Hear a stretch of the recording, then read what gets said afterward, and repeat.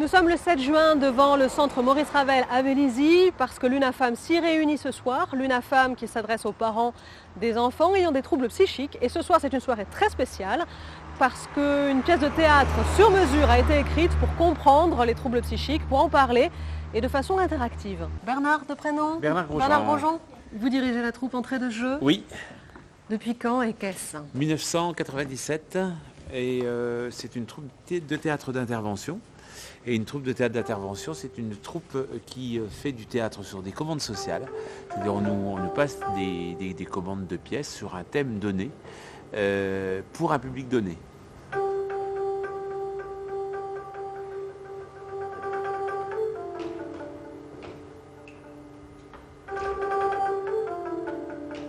L'UNAFAM, c'est une association de familles de malades et ou d'handicapés psychiques. Le premier but, c'est de les réunir, donc un but d'entraide des familles. Ensuite, un but de formation pour aider les familles à faire face à la maladie psychique. Et puis, un troisième but qui est la défense des intérêts des familles et des malades.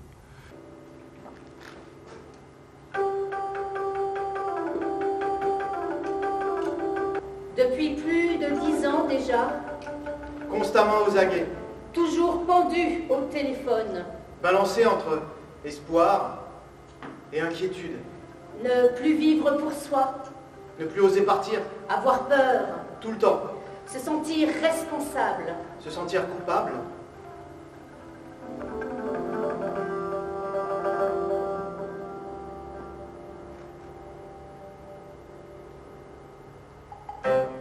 Celle qui nous inquiète.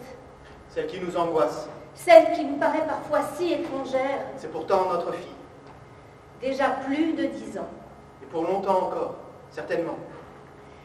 C'était pourtant la plus brillante de nos 3 enfants. Donc l'OMS dit qu'au niveau mondial, c'est-à-dire dans n'importe quel pays que ce soit, c'est 6% de la population qui a des troubles psychiques sévères. C'est énorme. Ça, c'est dans tous les pays. Alors, si on prend les plus graves, où ils sont vraiment très perturbés dans leur vie, où ça leur est difficile de mener une vie normale, entre guillemets, c'est 1%. Donc, vous prenez votre ville, vous prenez la population et vous faites le compte. Le 78 Île-de-France, c'est 1,5 million d'habitants. Ça fait 15 000 malades graves. Voilà. Donc ça, déjà, ça fait réfléchir. Ça veut dire qu'il y en a forcément autour de nous. Même si ils se cachent, mais il y en a quand même, il n'y a pas de problème, il y en a forcément partout. Et puis il faut savoir que ça représente en gros 30 à 35% de la population carcérale. Ça vous arrange bien, de rien voir, de rien savoir. Moi, je suis toute seule dans ma peau. Vous manquez tellement de choses. Ça me révolte que ça ne vous révolte pas. Commencer à s'interroger, véritablement. Mais mon Dieu, mais elle commence à devenir, elle commence à être une folle. Ne dis pas ça, voyons. Mais non, mais c'est, il faut pas s'inquiéter. Bon, c'est pas l'adolescence, tu vois, une phase peut-être. Et on a commencé à discuter longuement avec nos amis. Mais c'est rien, c'est l'adolescence. Ouais, on est tous passés par des phases un peu de ce genre, tu sais.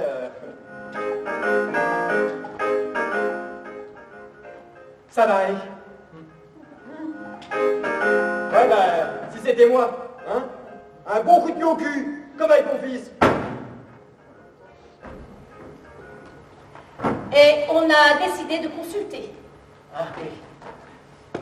Consulter, d'abord, un généraliste. Oui. Que j'aille voir un médecin? Oui. Mais vous êtes complètement malade. Moi, je ne suis pas malade. Vous comprenez pas que...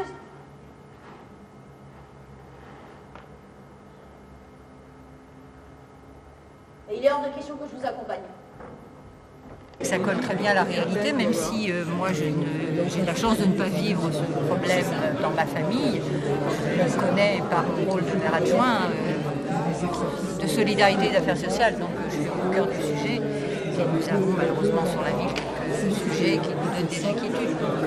Effectivement, j'ai trouvé qu'il y avait vraiment un vécu. On aurait dû vraiment qu'on était au sein d'une famille qui vivait ça.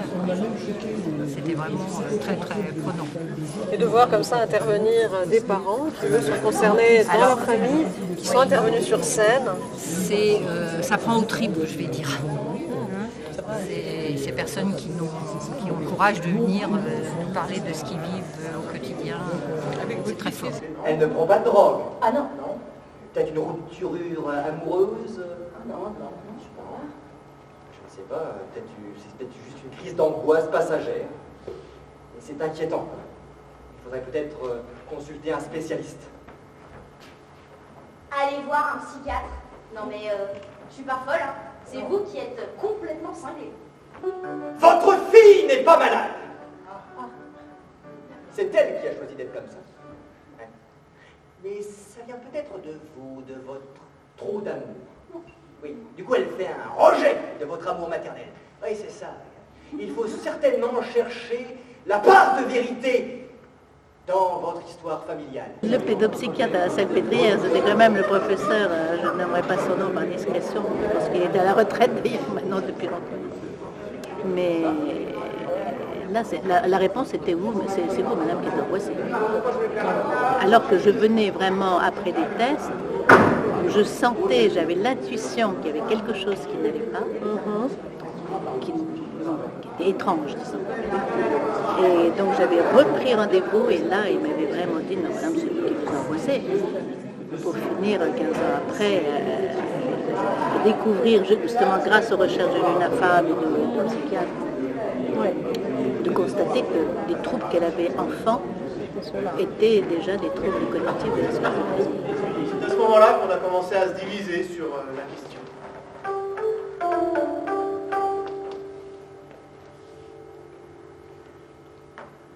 Moi je comprends pas. Qu'est-ce que ça veut dire cette maladie, hein? C'est de notre faute, c'est de ma faute. Et les symptômes se sont aggravés. Comme des poussées de fièvre intermittentes. Elle ne pouvait plus rien mettre en action. Elle ne pouvait plus avoir de projet. Elle était complètement obsessionnelle. Pour Sandrine? Allez, tu vas dormir chez Sandrine ce soir. Ah, elle t'attend. D'accord? Elle est contente de te voir. Allez. Ça lui fait plaisir. Je n'irai pas chez Sandrine. Ben pourquoi? Elle veut me tuer. Non. Mais non, si, je vous jure qu'elle veut me tuer, vous me croyez pas, mais moi j'ai vu dans ses yeux, c'est sa mission sur Terre. Mais non, ma chérie. Mais c'est parce que vous croyez que je suis folle, mais moi je vois les choses. Et vous avez tort, maman. C'est toi qui as besoin d'un psychiatre. Moi j'ai trouvé que cette pièce était très près de la réalité. Les psychiatres ne sont pas forcément dans le bon rôle, mais en même temps, ce qu'ils représentent, c'est des choses qui ont été vraies, très fréquentes, qu'ils sont encore, mais quand même moins, il faut le dire. Ça a été dit d'ailleurs, Oui. que ça avait bougé. Et je pense que ce qui serait à rajouter dans la parole du psychiatre, c'est que non seulement qu'il dise qu'il ne sait pas, qu'il ne peut pas dire tout de suite, mais l'important c'est qu'on reste en contact, qu'on se revoie, qu'on en reparle ensemble et que vous me disiez comment la situation évolue. On ne parvenait plus à communiquer avec elle. Puis, un soir, en pleine nuit, on l'a trouvée devant le frigo, ouvert, lumière allumée, prononcer des phrases abracadabrantes. Je suis habitée. Je parle à qui je fus et qui je fus me parle. Un illuminé se mange sa propre moelle. Un illuminé ne peut pas durer longtemps. L'avenir va vers son passé. On est retourné voir le premier psychiatre, celui qui avait une clinique spécialisée. On a emmené Lucie avec nous cette fois-ci. Elle était à l'arrière de la voiture, complètement recroquevillée. Elle avait à peine dormi.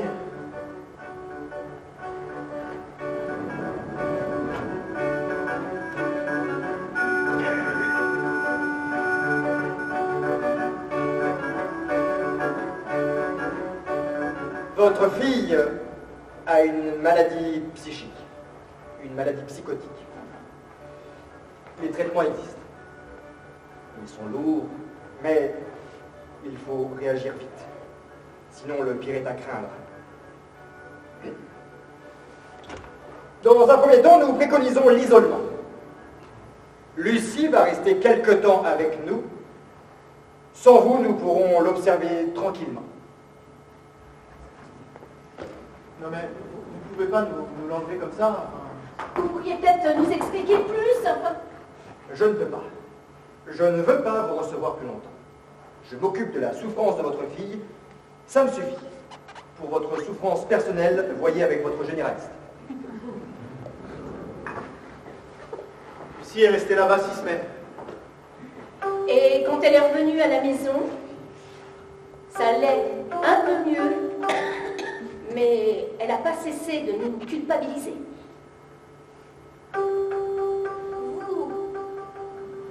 Vous êtes vraiment des bourreaux de m'avoir abandonnée comme ça. Je n'ai pas choisi d'être malade. Je ne m'entends plus moi-même. Je ne vois plus clair en moi. Et vous m'enfermez chez les fous.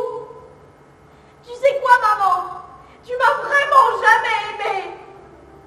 En tout cas, moi, j'ai été impressionnée par, je dirais, la personne qui a écrit ce scénario, parce qu'on a l'impression qu'elle a vécu, qu'elle vit elle-même, je dirais, ces moments difficiles que les familles connaissent. Ce que connaissent aussi malheureusement les malades, parce que malheureusement ils souffrent. Et d'ailleurs, quand on voit en fait cette jeune fille s'exprimer, c'est aussi, je dirais, à travers sa maladie et sa souffrance. Et donc vraiment, c'est absolument remarquable.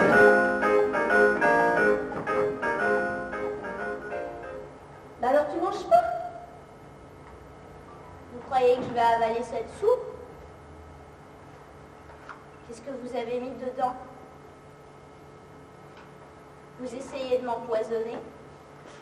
Vous êtes tous contre moi. Tous. Tiens, prends tes médicaments. Quels médicaments? Je ne suis pas malade! C'est vous qui êtes cinglés! J'en peux plus de vos ordres! Et si, fais ça! Je n'en peux plus! De toute façon, ce que vous voulez, c'est me faire disparaître, comme ça. Et m'applaurer plus de Lucie. Lucie! Il faut absolument qu'elle prenne ses médicaments. Lucie! Allô la terre, là, ça fait 5 minutes que je tends mon assiette. Non, mon gars, je suis invisible, il n'y a que pour elle. Mon motif est le schizo, là, comme ça, je peux vraiment exister dans cette maison. Au secours! Ils vont venir! Je les vois, ils vont me tuer, je veux pas! Ils n'entreront pas! Non! Non, vous n'entrerez pas! Mon Dieu, mais qu'est-ce qui se passe encore? Lucie! Lucie! Je veux pas vous ouvrir! Ils vont en profiter pour entrer! Laissez-moi! Laissez-moi! N'approchez pas! On est là, on est là, on est là. Lâchez-moi! Non, non. Lâchez-moi, vous voyez bien que je suis pas avec vous! Je veux pas aller là où vous voulez m'emmener, vous m'entendez? Je n'irai pas!